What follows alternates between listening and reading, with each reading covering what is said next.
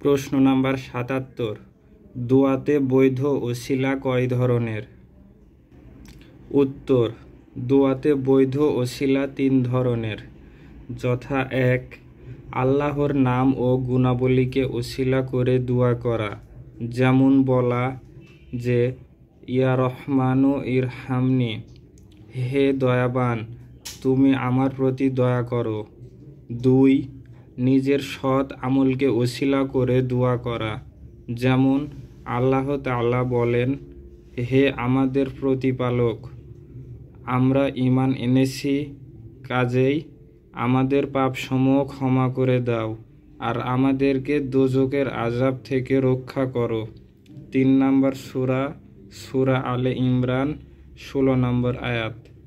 অত্র আয়াতে আল্লাহ তাআলা ঈমানের বা আমলের মাধ্যমে দোয়া করতে বলেছেন।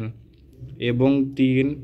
কোনো সৎ দিনদার ব্যক্তির নিকট দোয়া চেয়ে তার মাধ্যমে ওসিলা করা, এবং এমন ব্যক্তির নিকট দোয়া চাওয়া যিনি জীবিত ও আপনার সামনে উপস্থিত আছেন, যেমন ওয়াক্কাশা রাদিয়াল্লাহু তাআলা আনহু রাসূল সাল্লাল্লাহু আলাইহি ওয়াসাল্লামের নিকট এই মর্মে দোয়া চেয়েছিলেন যেন তিনি ওই ৭০,০০০ লোকদের অন্তর্ভুক্ত হতে পারেন যারা বিনা হিসাবে জান্নাতে প্রবেশ করবেন।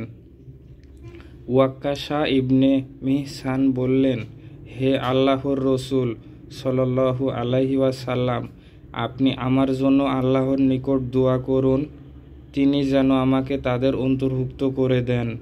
আল্লাহর রসূল সাল্লাল্লাহু আলাইহি ওয়াসাল্লাম বললেন, তুমি তাদের অন্তর্ভুক্ত। উত্তরের ২১ নম্বর ব্যাখ্যাটি হল, সহিহ বুখারী হাদিস ৫৮১১, সহিহ মুসলিম হাদিস ২১৬।